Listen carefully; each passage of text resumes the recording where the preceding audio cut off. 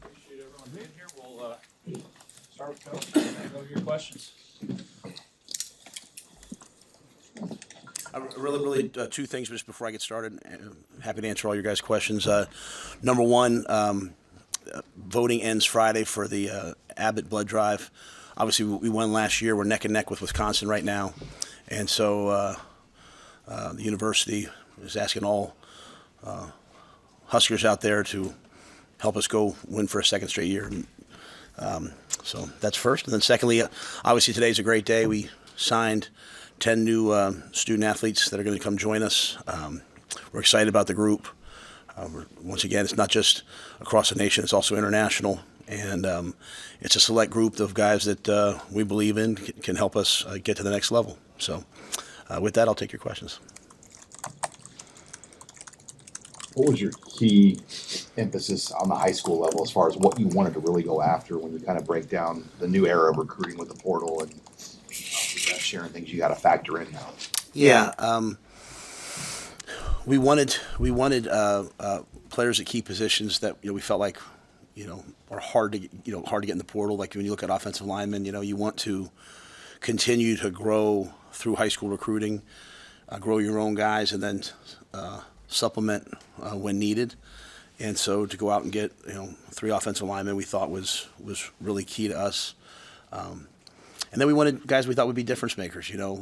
Obviously whether it's a place kicker, this is a windy place, this is a difficult place, and so someone that we thought could contribute. We have a great kicking room, and Eck just wants to continue to bring talent into there. At the wide receiver position, we wanted a big outside guy. And we believe that we got that with Nayland, and we wanted someone, the versatility of Larry, who can play inside and outside and just, really competitive. Jamal, we want to run the football. I think we proved this year that a back can be featured here. And so we liked the running back room, and really Jamal was a premier guy on our board, and we were able to get him and then hold on to him. We like our tight end room. I just walked through the indoor, and Luke Lindenmeyer has the tight ends in there, and they're running routes right now. I mean, we have a really good room. And Luke Sorensen, I think Sat did just an absolutely great job on him. Got a guy we targeted, a guy who can play both Y and flex out. So hard to find guys who can do both. Defensively, want to stop the run. And part of stopping the run is eliminating explosives outside and being able to play man and load the box. And Danny Odom's one of the premier corners in the country, and so we felt like he was just a no-brainer, a guy that we went all in on, and love his competitive nature, love really everything about him. And Jace Reynolds was a guy that when he first came to camp, literally offered him on the spot. Really like his tape, but his traits are through the roof. And to me, he can play inside, he can play outside. So each guy was kind of hand selected. We've recruited a lot of guys the first couple of years where we have a big roster. We are a young team, and so it was just, hey, let's be really selective here now in this class. We continue to build the 27 class, which we think will be a special one as well. But just some guys we thought could come in, and I think a lot of these guys we think can play early, based upon just kind of their mindset. What did you learn about Addison Williams in the process of recruiting Danny? Because that's a hard one to win, and he was able to help you guys win that. Yeah, I think Addison's. I was on the road with him down in Florida and down in Georgia, and the way he carries himself, the respect people have for him. And I think if when you look at what he did with our guys this year, he played young players. They developed. They got better. They improved. So I think he's a premier coach and a premier recruiter. And I think given time, the key is now the consistency of Addison being here. 1, 2, 3, 4 years. I think he will build a stable of guys in that room that are all ready to compete and ready to play. And we like the guys that are in there already. And so to add a guy like Danny just was big. Danny and any of the other defensive guys, were there concerns, or did you have to have any conversations here in the last 48 hours about the defensive coordinator situation and that they are maybe some uncertainty about what kind of a scheme they're walking into? Yeah, I got on the phone. I talked with Danny and his grandfather, and I really appreciated their honesty. And I think a big key for them was, is Addison going to be here? And as I said to them, we've been top 25 defense, let's say, the last 3 years. We're not going to scrap everything. This isn't like this major overhaul, get everyone out of here. Hey, it's we're just shuffling, And Addison is a huge part of the staff, and Addison is here. I think that was really important for Danny. I also said to Danny, hey, you're coming to play for me, and I'm here. And this university, this fan base, the facilities. I mean, he was at the game on Friday, and even though the game didn't go the way we wanted to, he still sees everything that's here again. So, so obviously there's that when you do something like that on Monday, you'll see a lot of coaching changes today. You'll see a lot of coaching changes tomorrow. For me, I'm not going to lie to recruits. I'm going to tell them the truth, and they have to decide if they want to come here. And I think that's one thing that Danny's grandfather did say. He speaks to the integrity of our program, that we made the move that we made on Monday. If we weren't sure, we would have waited, but we knew the direction we were going, and it was best for everyone. I love John Butler. John's an amazing coach, an amazing person, and it's just he did a lot of great things for us. It just wasn't exactly the right fit for me in the way I am, and so it's probably more me than anything else. And he'll go on and have a ton of success, and his character, his work ethic were unmatched. But it's just just the right fit for us moving forward, and we're not gonna change everything, though. I think that was the main message to the recruits. What do you think was the connecting factor with Claude and Puma to get him aboard in this class? Well, I think EJ Barthel's done a great job of going up into Chicago and starting to open up Chicago back again to us. We obviously have some commits there in following years, but Claude's just a phenomenal athlete, a great basketball player. I think he just always enjoyed the vibe here. I think he just always enjoyed the people that he was around. But I think EJ just did a great job. I mean, EJ's a tireless, relentless recruiter, not just recruiting his position, but everyone else. And I think when Claude came here, I think it felt like home. Even there's a character he has. Like he FaceTimed me on Monday. And the last 24 hours in recruiting in today's day and age now, I mean, I can't even tell you how crazy. And so, you get a FaceTime on, Monday, you're like, and he's just like, hey, I'm just checking on you. You good? I said, yeah, buddy, I'm good. Don't believe everything you read. I'm great. And so, he's just a great person. The guy, just a lot of joy in the building. And I think he's one of the premier left tackles out there. So to get a premier left tackle in this class, I thought was vital. Are all those guys coming early? No, I believe Jace is coming in the summer, and Hayden is coming in the summer. Everyone else will be here early, and then as schedules allow, hopefully a lot of them will be able to be on the bowl trip with us. What is the whole schedule for you guys? When will you guys kind of begin getting into the heavy practices and things? Monday, yeah.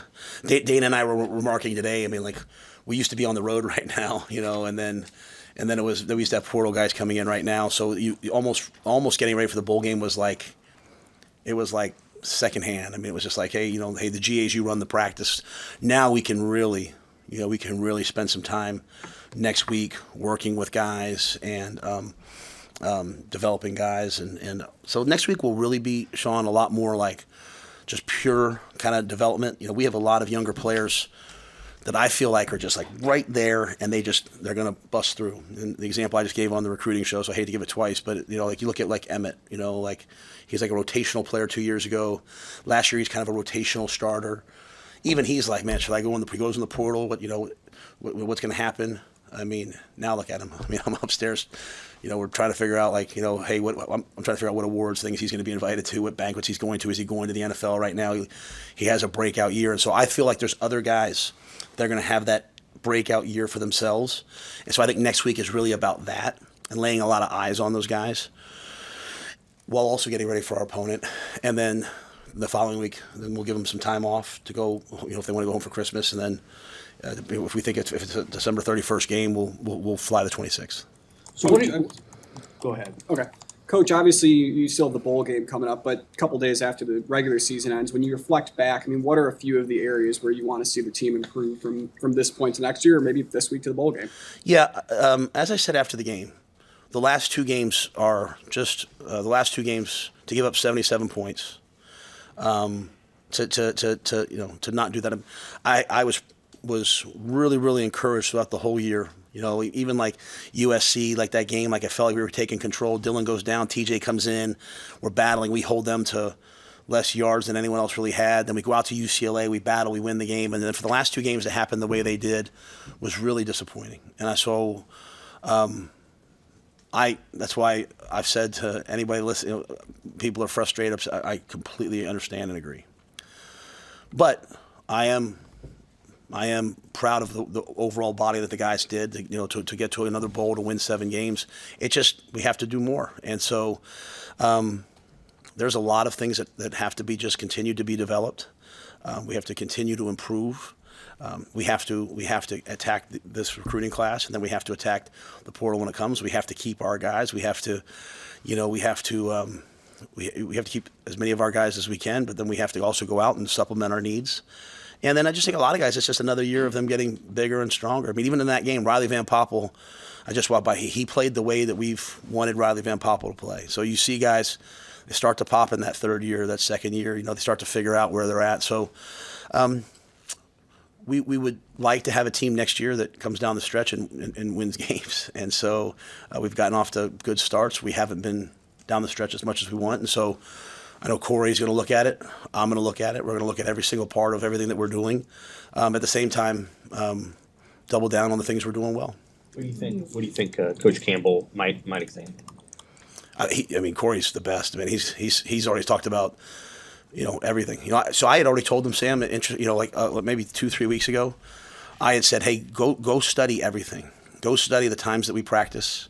Go study spring ball. Like look at like when we're doing spring. Some people do they come right back after the bowl and they do spring ball. Some people do it later.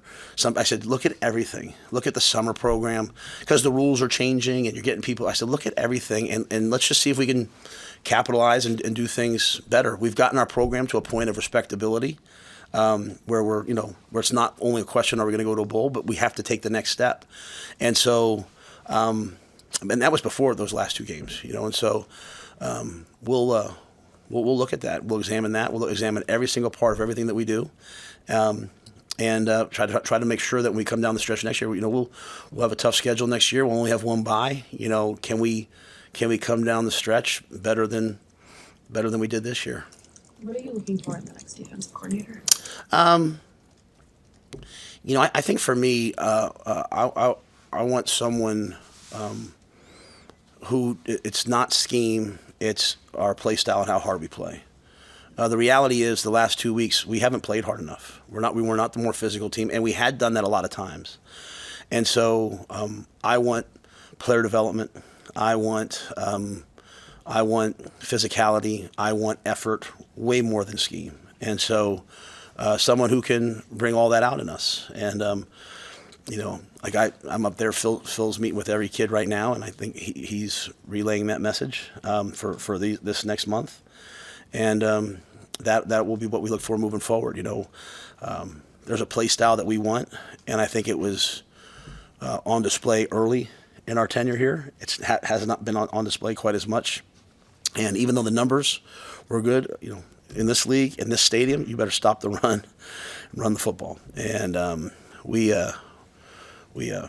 it's easy just to throw it on the players. I don't throw things on the players. There's only one rule working for me, and that's don't tell me the players aren't good enough. Don't ever say that to me. So you can evaluate and say, hey, this guy's got to get stronger. This guy's got to get bigger. Hey, we have a hole here. Let's go get this guy. I have no problem with that. But I want a coordinator who gets 11 guys to play as one. And so we'll kind of look at everything. What kind of a piece do you envision Phil having in the future of the defense, and will he be involved in helping you interview, assess candidates in this process? Yeah, right now I've kind of tasked him with this game, and so if I know Phil, he's going to go all in on that. So I'll do most of the preliminary stuff. I've also asked where Phil asked Mike Eckler to come over and help, coaching on defense as well. So I think, we have kind of all hands on deck.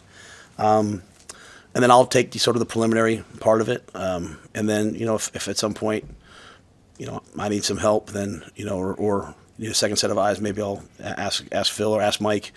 But I think right now I'll probably do most of the work in terms of the coordinator search, and then trust them to get ready to play this ball game. Is it essential to have a guy in place by the portal date, by January 2nd? I think it would be helpful. I think it would be helpful, but I don't think it's necessarily necessary. At the end of the day, we want to get the right guy. But yeah, I think it would be helpful. To get somebody that could be here and could plan a vision for people of what to expect kind of moving forward. Is Snow a candidate? I don't know that he is. I think that kind of the role he's in. I think is a great role for Coach. Goes out and shuts the guys out in the bowl game. I might, but Coach is at a stage in his career where, I think he's in a perfect role for him, and I think he's kind of like the Yoda of our office, we'll explore all options. I certainly don't have the answer yet. We will, but not yet. With the bowl game, do you have a sense yet of where Emmett Johnson is in his decision, if he will be part of the process? Yeah, I met with Emmett yesterday and just once again reassured him that no matter what he did, we love and respect him, and would support whatever decision he makes. He's got a tough one. This was an easy decision a couple years ago, before NIL and before all those things. It's a tougher decision now, but it's his decision. And so, he's at the workouts. He's doing everything. As an aside, Rocco Spindler won't play in the bowl game. He's going to have to go have surgery on that finger to. So I really appreciate Rocco playing with that, man. That was as gruesome as it could be, but to give him a fair shot to get ready for.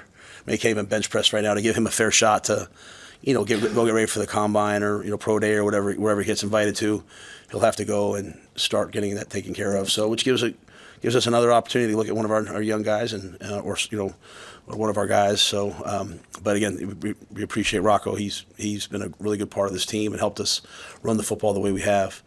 So yeah, I don't know Emmett's situation yet in terms of his decision. I'll leave that up to him. Assume that you let the DC go on Monday and you were able to tell recruits, is the coaching staff solidified, or do you expect any other changes moving forward? Can you say that one more time? I'm sorry. Do you expect any other changes on the coaching staff moving forward, or is it solidified for the rest of the season? I'll take this time to kind of evaluate everything. John's situation was unique in that, he's going to have some opportunities, and I wanted to make sure he got one of those opportunities. He's a really valued coach, especially in the National Football League. But I don't have anything in my mind right now. Hey, this is going to happen. So I just think you go through this time. Normally I don't make things that quickly, but I felt like it was best, and so I did it then to be fair to him, to be fair to the recruits. But I don't anticipate anything right now. But I will continue to really look at everything. How much say will the next defensive coordinator have with the defensive staff? Say that one. Sorry. How much say will the new DC have on that side of the ball? Yeah, a lot. Again, Addison. I think Addison is clearly someone who will be here, and I like the defensive staff. But the world we live in now, guys sometimes want to bring some guys with them. Like when Tony came in, he brought a core group of guys, and so we'll certainly have that defensive coordinator, and I think that'll all be part of kind of what we're doing. A lot of times if you want to get a working premier DC, you're going to have to buy him out of a place, and it's hard to buy out probably his whole staff. So it's kind of a little different than it was. There weren't a lot of coaching buyouts 8 years ago. Now there are. So it'll change everything. But yeah, we'll do the best thing that we can moving forward for the staff and players. Assuming a good fit could be found, are you still looking at a high school quarterback to perhaps take Dayton's place in this class? We talked to a couple 26 quarterbacks, but didn't really feel necessarily like we should rush into a 26 quarterback. Given our kind of a quarterback situation, we have someone committed in 27. It just didn't want to rush, and so the quarterback world has changed so much now. There's so many talented players that are probably end up in the portal. I mean, if you need a quarterback, there'll be a lot of them out there. So I think we just said, you know what, let's, we talked to one young man, and but at the end of the day, just the commitment you have to make to a high school quarterback now financially too. I mean, it's just that money. That money's probably best placed somewhere else right now for us.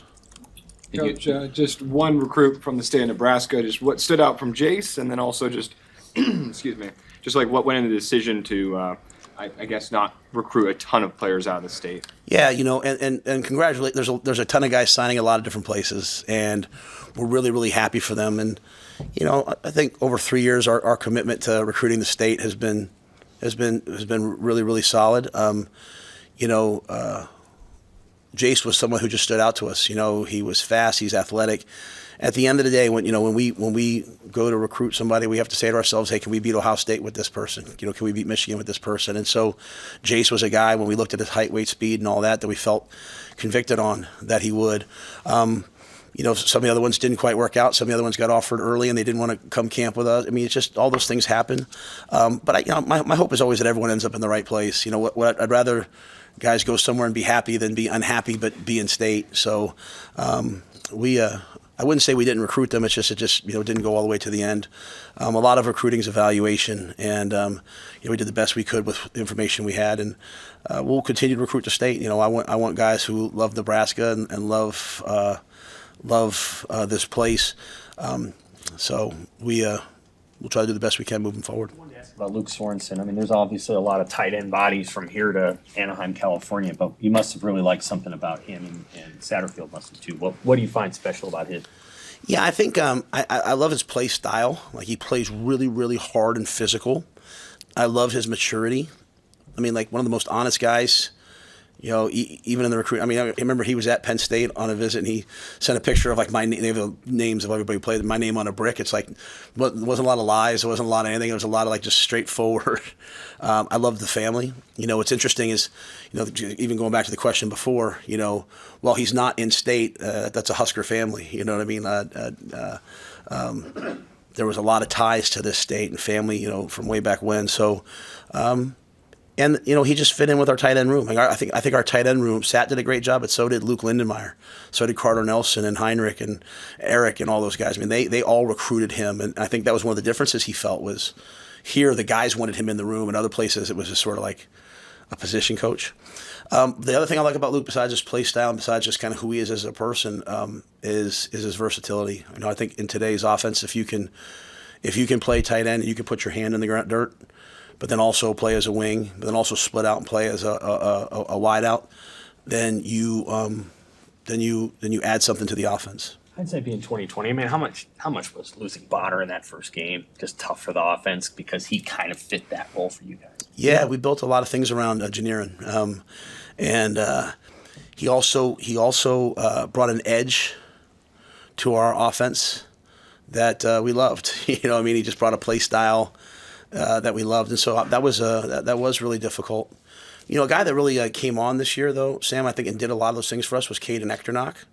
Caden obviously from Omaha and walked on here, and he's 260 pounds, and he took on a lot of those kind of running, making hard block roles. So, but we look forward to getting Wood back. I mean, he's big right now. He's strong looking, and so when he gets back, it'll definitely add something to us. What's your vision, your expectation for Dylan over the next several months ahead? My expectation? Yeah, just your vision of what you want to see from him, how you think that these months will go for him. Yeah, I think Dylan's at a place right now where you're going through a hard time when you're injured, and what I've encouraged him to do is to embrace it and attack it. Like let it hurt that you're not out there playing, and consistently write down every single day, like, what are you learning and what do I need to do? Dylan made tremendous progress from year one to year two, but there's progress that needs to be made moving forward. And so I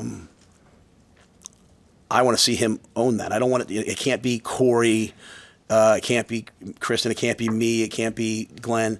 I want to see him take it and run with it, even in this time. And so Dylan's a tremendous worker. He loves to work at those things. I want to see him, but I want to see him make a jump. This is year 3 coming up for him, and he's got to become the quarterback that we all know that he can be. And that's honestly, in my opinion, will help him. But that falls on his shoulders, and I'm anxious to see him do it. Who will start in that Spindler spot for you guys in the bowl game? Would it be Knack, or would you have somebody else? Yeah, I don't know. I hate to say that yet. I think I'm sure if we went out there today, it would be Tyler. But I don't know. I haven't really talked to Donnie about exactly. We haven't really had those conversations yet. We've been so, recruiting focused, and me obviously with the coordinator change. I've been kind of on that. But I'm certain that if we went out today, it would probably be that. But it could be Sam. It could be Jason.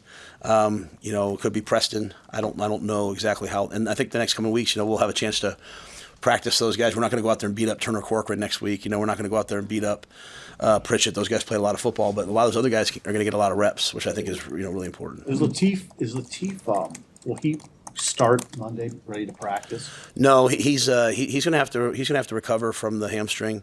We'll be safe with him. I think the timeline should be that he'd be able to play in the game. We expect him to play in the game, but he won't be out there on Monday. How many days will you practice this next week then? Like all 5 days? Or it's funny. Dana and I were meeting on that earlier. It'll probably be something like a 4-day week. And probably, since we can't have recruits at practice or anything like that, we probably won't have to use the weekends. We'll probably try to get, 4 days plus 2 days of lifting the next 2 weeks. And last year, when you talked about the Pinstripe Bowl, you kind of said kicking off this season, right? Is that the same approach this time around, or is this time around maybe like get rid of what just happened the last 2 weeks? Well, I think when I talked about last year, I think all bowl games to me are always about ending the season the right way and finishing what you started at a high level. And so, we're gonna play a really good opponent, and so, and we're gonna play a challenging opponent for us. And so, it'll be an opportunity for us.